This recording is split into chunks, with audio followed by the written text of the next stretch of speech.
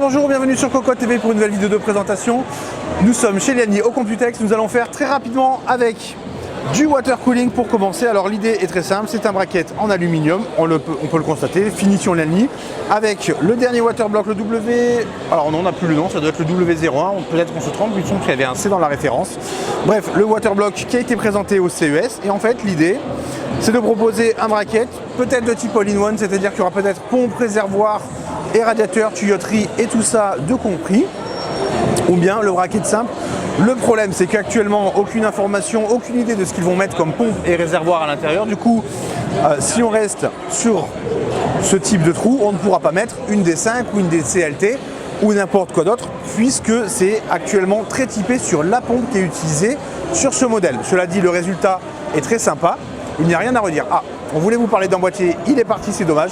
On va continuer, on va vous parler d'un autre, le PCQ37, qui a un grand frère, le PC O10. Donc c'est un boîtier mini ITX. Oh, désolé, petit problème de voix, on commence à fatiguer un peu. Et pourtant, hier, on n'est pas sorti. Donc on peut voir à l'intérieur le bracket ici en 248 mm. Nous avons donc du verre trempé sur le côté, du verre trempé à l'avant. Petite touche d'aluminium ici, c'est la version rouge. Le dessus s'enlève bien entendu pour accéder au filtre des deux ventilateurs de 120 mm. Pas de pied, en fait le boîtier est sur un double fond avec du mesh sur le côté pour que d'éventuels ventilateurs dessous puissent respirer, avec un filtre amovible magnétique qui fait toute la surface. Le boîtier est posé sur un énorme bureau. Nous n'avons pas la référence en tête, ça doit être le 12X peut-être, le 13X puisque le 12 est à côté.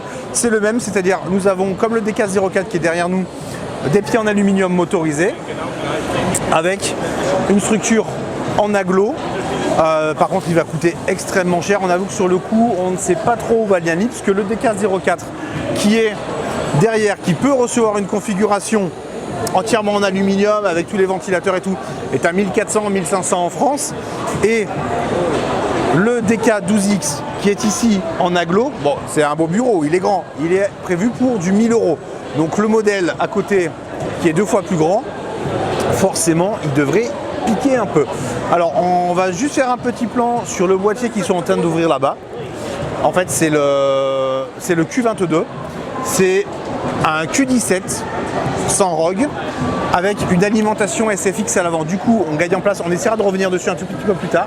On gagne en place puisqu'on peut avoir 2 ventilateurs de 120 mm au lieu d'un seul sur le Q17 actuel. Au niveau des boîtiers en ATX, alors on notera aussi juste derrière, désolé, chaise Liani. C'est la grande mode. Toutes les marques, ou presque, ont des chaises. On a eu pas mal d'informations à ce sujet en discutant avec des marques sur pourquoi il y a des chaises, combien ça coûte à fabriquer. Donc au niveau des marges, ça va très très fort. Les boîtiers, en ATX, nous avons...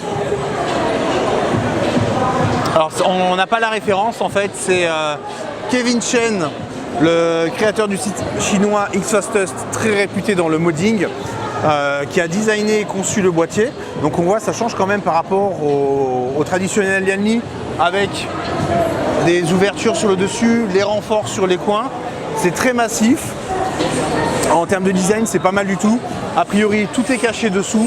Nous avons l'alimentation ici, on suppose qu'il y a du stockage en bas.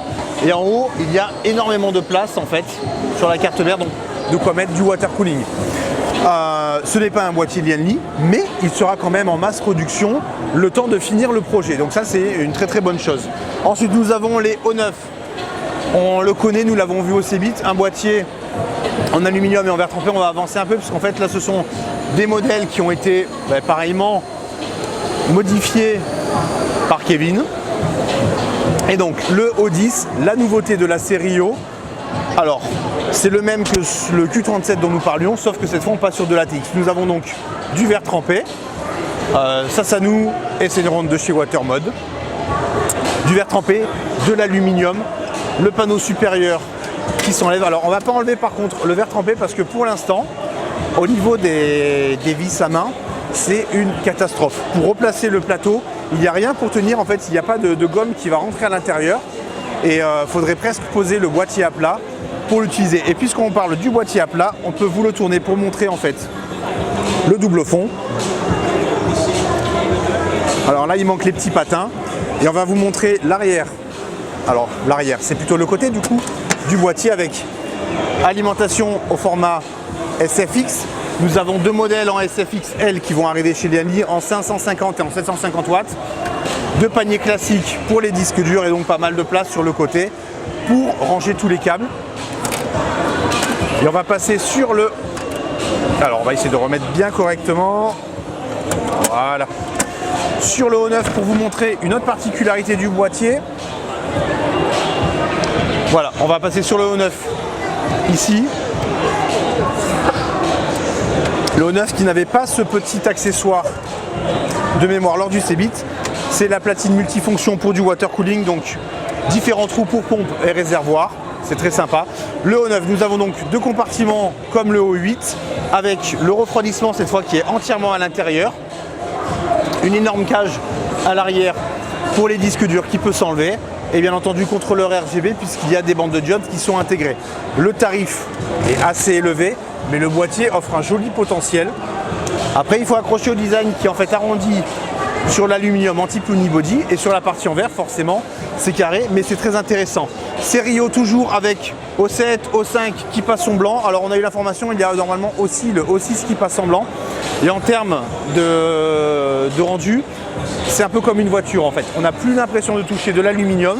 C'est très très propre. Donc après on aimera ou on n'aimera pas. Nous on aime bien quand même sentir le côté aluminium qu'on sent toujours sur les modèles en bleu, vert et on va dire doré, bronze, on ne sait pas trop. Avec bien entendu les claviers, les ben, on n'a plus le nom. En fait c'est une plaque d'aluminium avec la couleur assortie au boîtier. Clavier et souris, on l'a déjà dit lors des autres salons, au niveau souris, on n'est pas forcément emballé, ça fait quand même très cheap, très plastique, c'est brillant.